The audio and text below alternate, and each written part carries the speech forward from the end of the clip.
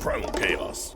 Hey guys, PrymalChaos here, welcome to the channel. So a while ago, not too long ago, I did Bring Me the Horizon Lost, and I really dug it. I thought that I love the way that they took sort of like this pop punk sort of aesthetic and sort of managed to sort of juxtapose that against their own kind of edginess and their style. The music video was stellar as well. I really dug that as well. Those who've been watching the channel for a while know that I've done Bring Me the Horizon in the past. I'm actually quite the fan. Mantra may be one of my favorite songs of all time, but I'm not like one of those guys who can name every album and knows what songs off what album. I just like what I like, right? That's just on me. That's just the way I absorb music. But I'm kind of really excited for this new album to drop because watching them sort of evolve through all of the different genres that they've been they kind of like, they don't change genres. They stay Bring Me the Horizon, but they kind of absorb other pieces of the puzzle like Pac-Man. You know what I mean? They come through and they're like, oh, bit of pop punk, or oh, I'm going to do some electronica kind of things, or we're going to use heaps of samples on this and some hip hop elements. And they kind of become this giant amorphous kind of beast that can go in any direction.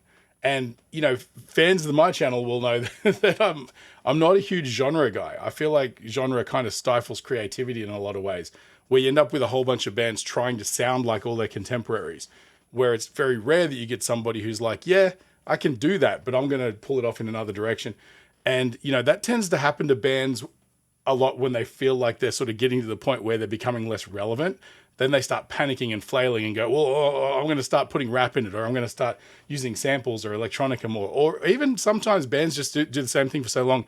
They get bored producing the stuff that everybody kind of knows them for, and they want to experiment and try new things. I think in the case of Bring Me the Horizon, it's not so much of a strategy or anything like that. I think it's just who they are as writers. Like, they write really good fundamental music that you could pretty much, in a way, you could kind of produce it in any kind of genre you really wanted to, because structurally they're really good.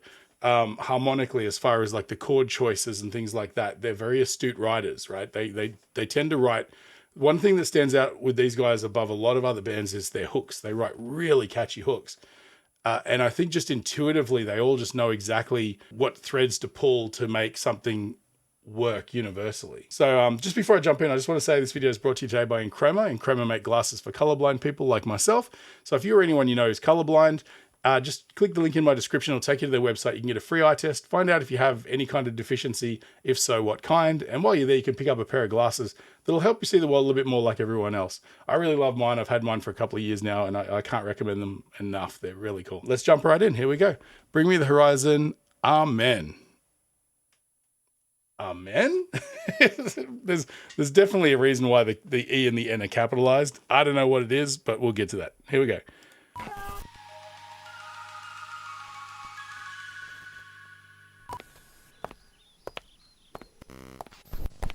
I think we're gonna have a seizure. It's so flickery. I hope you have fun. All right, straight in.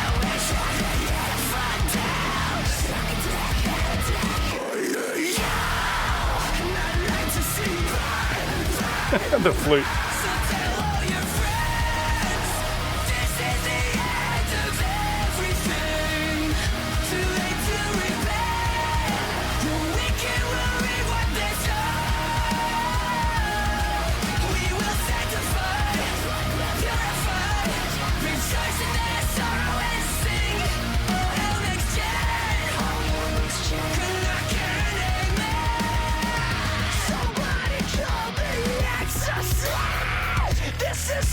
Okay, I gotta stop for a second. God. All right, where to begin? This is a perfect example of what I was talking about, right? Like, they kick it off with a bang, with some big screams and some chaos and some crazy energy and flickering video, and just literally getting whiplash from so much going on. But within maybe 10 or 15 seconds of that first scream, we're into a melodic chorus, right? That's hooky. Everyone in the crowd can sing along to this, and that's not an accident, right? Having gone to see Bring Me the Horizon back in at the start of the year on their tour, you know, that's the one thing I noticed that these guys do really well. They have all of the lyrics for every song up on the side screens, side of stage, so that everybody feels included and they can sing along. It's basically instructing the audience, you're very welcome to join in on this, right? And so when you write music like this, with big tasty hooks and stuff like that. You know, you want to try and do something that flexes and shows off your talent, but what that does is it alienates and excludes a lot of people who don't feel comfortable trying to sing along with that. So if you do a big gang vocal chorus that's got a lot of swagger, but it's simplistic and it's not super rangy and things like that, all of a sudden you've got crowd interaction, you know. There's going to be, and not even that, just people driving along in their cars are going to be bashing the steering wheel and singing along to this. There's this old rule in pop music that if you don't get to the chorus within like 30 seconds, you've already failed. These guys are setting record times here. Anyway, I'm going to jump back. I want to catch that again. The other thing, this is obviously like I guess like an old instructional video kind of found footage vibe. You know, they've gone for that hippie doomsday cult thing, right? Which is really creepy. Like if you know all those stories from like the 70s and stuff of these, you know, sacrificial doomsday cults and things like that, it's pretty scary and traumatic. But why is it all of the doomsday cults are always really about togetherness and oneness and peace and harmony, and then they just all murk themselves? Like it's something I'll never understand. But perfect fodder for a heavy metal music video, right?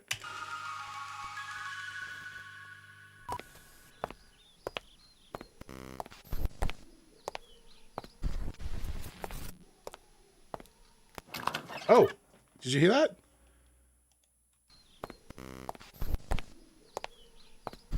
You can hear the chorus if you listen really closely. I think he's singing the melody from that choral part, or that chorus part, in the background, really subdued, like it's almost coming from inside the box. But I can barely hear it on my headphones. I think it's supposed to be subliminal.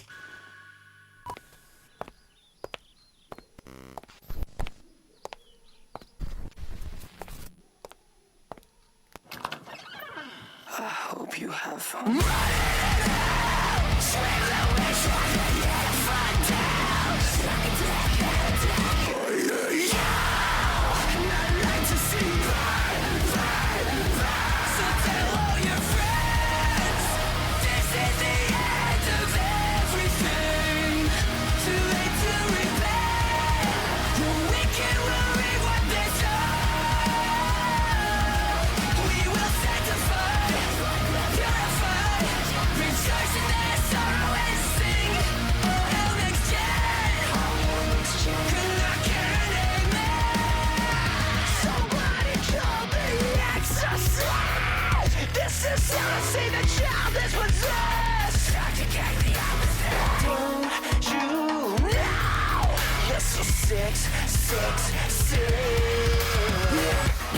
That's clever. Patiently waiting to watch me breathe. Get your hair from out of my ass. Got me feeling like a human centipede. Just let me breathe. Stay the fuck away from me. I don't really want me.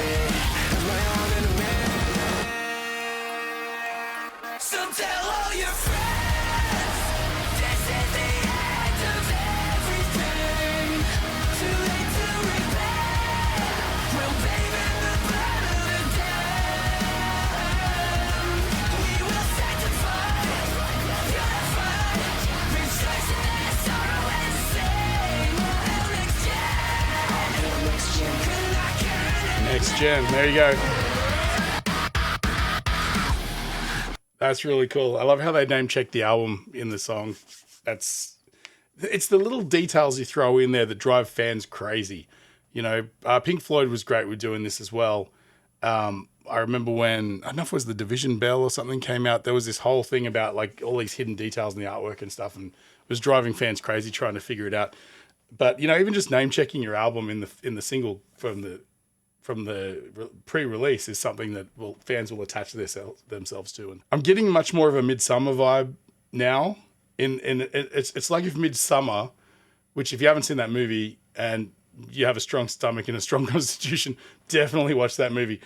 But it's like if Midsummer was shot on video in like the early 80s. That's exactly what this feels like. But again, I just noticed this, because the reason this song's got so much swagger is it's in, I guess it's like, I mean, I can't tell if it's 3/4 or 6/4, but it's like, you know, 1, 2, 3, 4, 5, 6, 1, 2, 3. I mean, the choruses kind of give me a 3/4 vibe, like a waltz. 1, 2, 3, 1, 2, da da da da da da da da da da da da da. So you could waltz to this in your wedding if you really wanted to. I love the fact that they've thrown in a little bit of CGI characters and stuff, which we know that they're kind of in love with as well, like the CGI characters on the stage production and things like that. The raps are really cool as well. I know you're probably going to get whiplash from this reaction, but I want to go back and try and absorb more of this as well. My eyes got me feeling like a human centipede. Just let me breathe, stay the fuck away from me. I don't really want me, that's my own enemy. So tell all your friends, this is the end of everything. Too late to repair. We'll bathe in the blood of the dead. We will sanctify, purify, rejoicing their sorrow and sing. Hell next gen, could not care an amen. Just let me suffer. Just let me breathe. Just let me suffer. Suffer in peace. Just let me suffer. Just let me. This is the Kool-Aid, right? Just let me suffer. Just let me breathe. Just let me suffer. Suffer in peace. I'm about to lose control. Falling from grace. Up to hellfire. Falling again. I'm about to lose control. Now every time. Tell God. So tell all your friends. This is the end of everything. Too late to The synth parts are really cool. the wicked will reap what they sow. We will sanctify, purify, rejoice in their sorrow and sing. Oh, hell next gen, could not care an amen. We'll execute judgment on you. You wicked demon.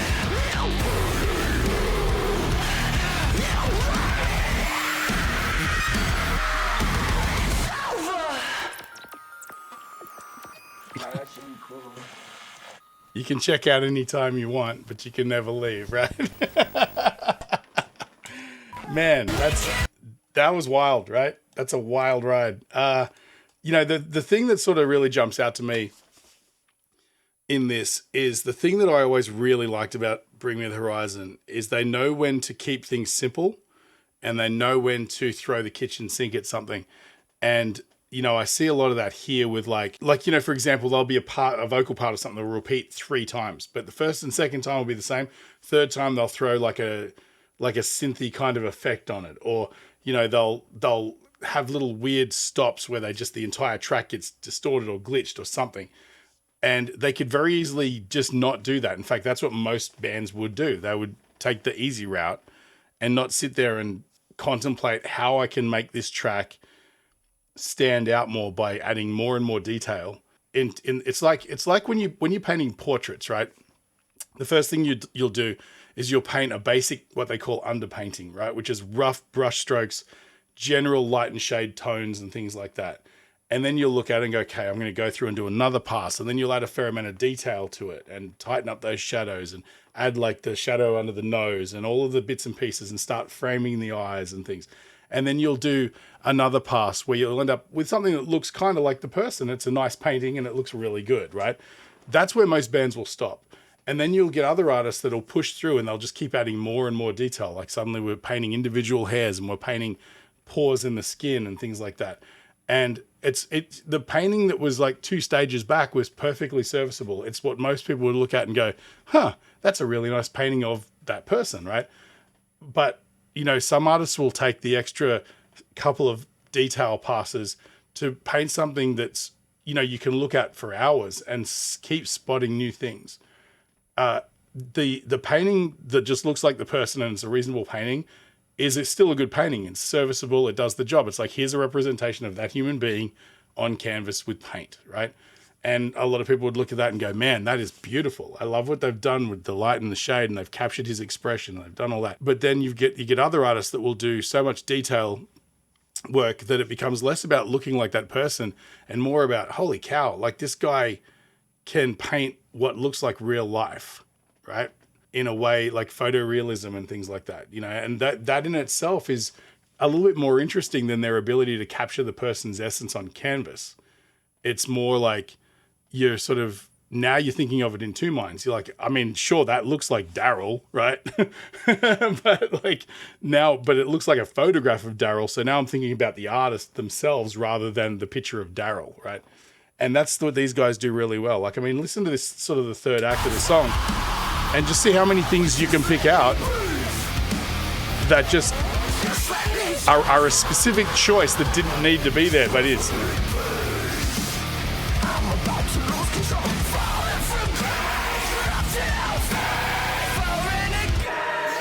Right? Those crazy double kicks as well. Silence. Right? And a lot of people would just wait for Friends and then come back in. They waited an extra beat as well, just to sort of really build. The tiny amount of tension that builds is double what most people would do. You know, even if it's only an extra beat or whatever. There's so many little details.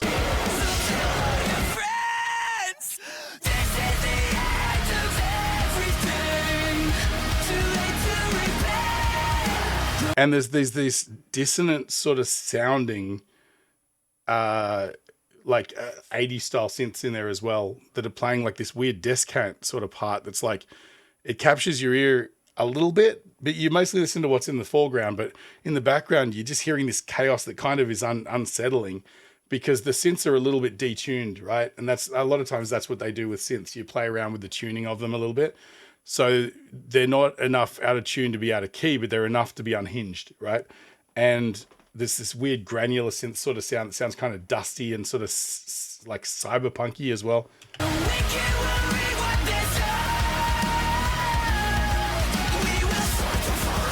Right? Every time they've done the chorus up till now, they haven't gone to that sort of growl voice, you know? And it's like I said, like most bands think of songs in composition as, you know, intro, verse, chorus, bridge, and then two choruses and out, right? And occasionally the vocalist will choose a slightly different melody for like the third chorus or something like that to sort of give a variation, so it keeps things interesting.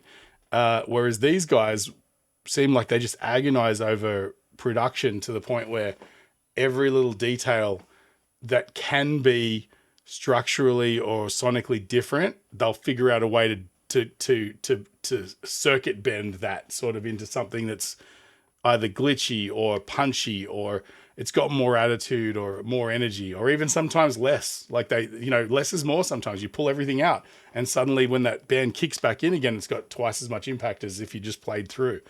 You know, that's, I mean, absolutely stunning. And, you know, I watched that video online and these guys recording, I don't know the name of the song. I think it was the one from that video game, Walking Simulator. I can't think what it's called right now. The Kojima game. And, you know, they needed to do it in like a week or something. So they recorded it in some 2-bit motel room in the Ukraine, you know, and it still sounded this good. It just goes to show it's the talent behind the production rather than, you know, billions of dollars of gear and, you know, having the world's best producer and all this sort of stuff. You can do things, you know, as long as you put in the time and effort and you have good taste. It comes down to a lot of times, all of these things are choices of taste over anything else. But yeah, I mean, that's pretty much it. I'm stoked. This was really cool. I feel like if I was listening to this song in the car, I might drive a little bit too fast. So I'm going to have to be careful with that. And yeah, I can't wait for the new album to come out, you know, because it's going to be this Pandora's box of exciting things to unpack from a production standpoint. And also I love listening to their hooks, right? And I mean, that's why they're hooks. Everybody loves listening to them, but that's exciting. And I think September, somewhere around there is when this is coming out. So I'll be waiting with bated breath. Anyway, that's about all I got to say. If you feel like I've written you at all, feel free to support my channel just by buying me a coffee. I'll leave a link in the description. Also, just hit super thanks under the video. That helps as well. Definitely like, share, follow, subscribe, all that nonsense. Because, you know, I love getting these videos out there to as many people as possible. And I've got some big things planned, and having more interaction with the channel will definitely help in those things as well. So I think I'm going to go join the Doomsday cult. That sounds like a lot of fun. Stay primal. I'll catch you on the next one.